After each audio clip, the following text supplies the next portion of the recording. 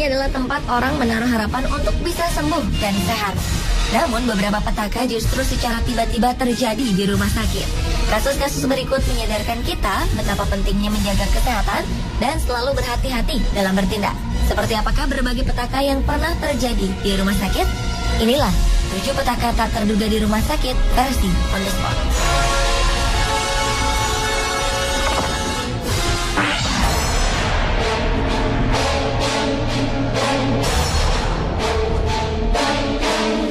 Rumah Muhammad Fadli seharusnya dipenuhi tangisan 2 bayi kembar yang lahir dari istrinya, Rafika. Kedua bayi kembar ini diberi nama Fadlan Khairi Al-Faik dan Fayyad Zafram Al-Faik. Namun ayah dan ibu baru ini harus menerima kenyataan bahwa salah satu bayi kembar mereka tidak berumur panjang. Karena keduanya lahir prematur, bayi kembar ini harus menjalani perawatan di dalam inkubator. Setelah 2 hari menjalani perawatan, kondisi Fadlan semakin memburuk. Karena merasa tidak sanggup, rumah sakit tempat si kembar lahir akhirnya merujuk Fadlan ke rumah sakit lain yang memiliki peralatan yang lebih canggih. Muhammad Fadli pun membawa anaknya ini ke rumah sakit tersebut. Namun sesampainya di rumah sakit rujukan, ketika pihak rumah sakit memeriksa tubuh Fadlan, ternyata punggungnya melepuh seperti terbakar. Sayangnya pertolongan datang terlambat. Fadlan akhirnya hanya bertahan hidup 5 hari. Melihat hal ini, sang ayah Muhammad Fadli melaporkan hal ini ke pihak kepolisian. Pihak rumah sakit tempat Fadlan dan Fayyad lahir membantah jika bayi Fadlan meninggal karena terpanggang inkubator.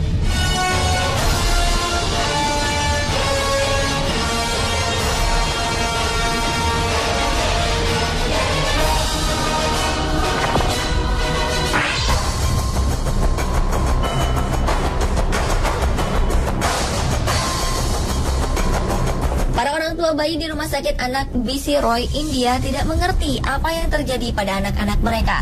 17 bayi meninggal secara misterius ketika mereka dirawat di rumah sakit tersebut.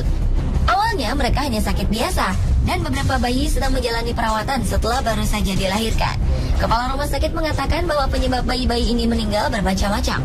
Ada yang lahir prematur, menderita keracunan darah, atau rendahnya bobot tubuh mereka. Beliau membantah adanya kelalaian oleh rumah sakit akibat kematian bayi-bayi tersebut. Ibu-ibu pemilik bayi-bayi malang ini hanya bisa menangisi kepergian anaknya. Diduga rumah sakit ini tidak sanggup menampung pasien dalam jumlah banyak, sehingga penanganan pasien sangat lambat, hingga akhirnya beberapa pasien meninggal di sini.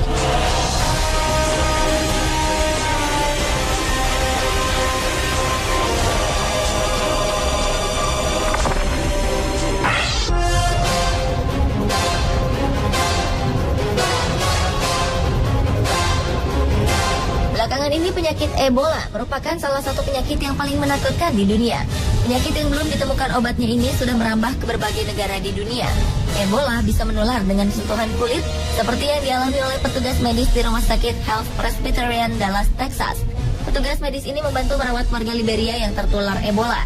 Setelah pasien yang dirawatnya itu meninggal, sayangnya para perawat ini dinyatakan positif terkena Ebola. Kedua petugas medis mengaku tidak hati-hati sewaktu melepas pakaian pelindung yang dikenakan ketika merawat pasien Ebola bernama Thomas Eric Duncan.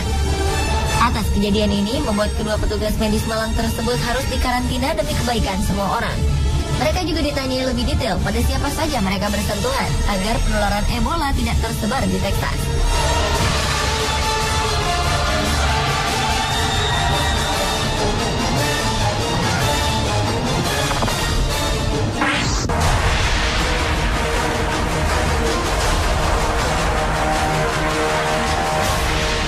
Victor Marshall memang sudah berusia lanjut, namun nenek malang ini harus mengalami kematian yang menyakitkan ketika ia dirawat di rumah sakit.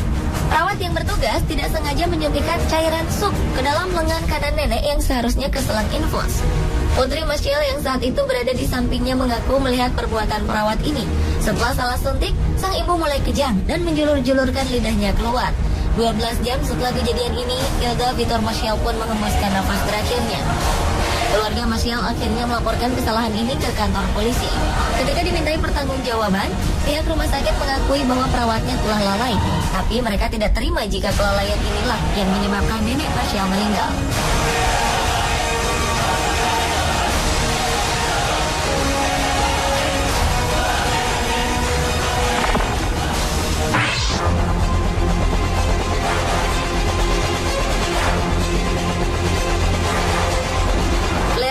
sangat berbahagia ketika mengetahui anak yang dikandungnya akan lahir. Tidak ada kelainan yang ditemukan dokter kandungannya selama pemeriksaan kandungan.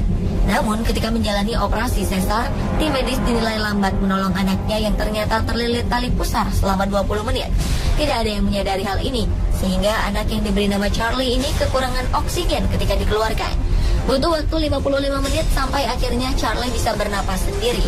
Kejadian ini menyebabkan Charlie mengalami cerebral palsy atau lumpuh otak pada saat ia berusia 6 bulan. Ia tidak mampu berjalan, berbicara, duduk, atau minum tanpa bantuan, dan akan membutuhkan perawatan selama sisa hidupnya. Claire tak terima dengan perlakuan pihak rumah sakit yang tidak mau mengakui kelalaian mereka. Ibu tangguh ini terus berjuang mendapatkan keadilan bagi putranya. Akhirnya setelah 13 tahun berjuang, Claire memenangkan perkara kelalaian klinis ini dan mendapat ganti rugi sebesar 7,1 juta pound sterling atau sekitar 130 miliar rupiah.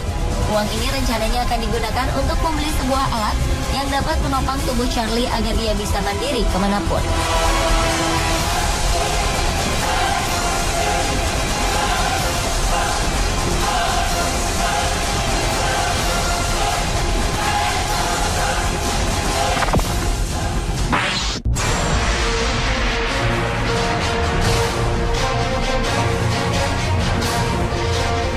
Otak permanen juga dialami seorang gadis kecil bernama Maisha Najib. Peristiwa ini bermula ketika ia berobat di salah satu rumah sakit di Inggris. Tidak dijelaskan secara rinci mengapa Maisha harus menjalani bedah otak. Namun pada saat operasi, dokter menyuntikkan obat untuk menghentikan pendarahan di otaknya. Bukannya sembuh, gadis malang ini justru mengalami kerusakan permanen di otak kirinya. Sang ayah melaporkan hal ini dan memenangkan kasusnya di pengadilan. Rumah sakit mengakui kelalaian mereka dan membayar ganti rugi kepada Maisha. Gadis berusia 13 tahun ini mendapat uang ganti rugi sebesar 55 miliar rupiah dan akan menerima 7 miliar rupiah setiap tahunnya sampai ia berusia 19 tahun. Setelah itu pembayaran meningkat menjadi 8 miliar per tahun selama ia hidup.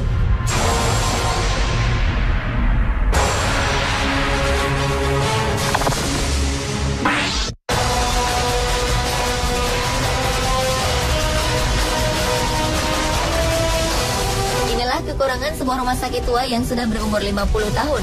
Tiba-tiba saja rumah sakit di India ini ambruk dan menimpa para pasien dan staf rumah sakit. Kejadian ini menyebabkan 2 orang tewas dan 16 orang luka-luka. Sebelum rumah sakit benar-benar ambruk, sebagian penghuni rumah sakit sudah sempat dievakuasi. Namun orang-orang yang berada di lantai 2 masih berada di dalam gedung. Para petugas menemukan 2 jasad ini di antara puing-puing gedung yang ambruk. Pihak pengelola rumah sakit mengatakan bahwa setiap tahun rumah sakit ini selalu direnovasi. Jadi meskipun sudah tua tetap terawat. Mereka masih menyelidiki penyebab ambruknya rumah sakit.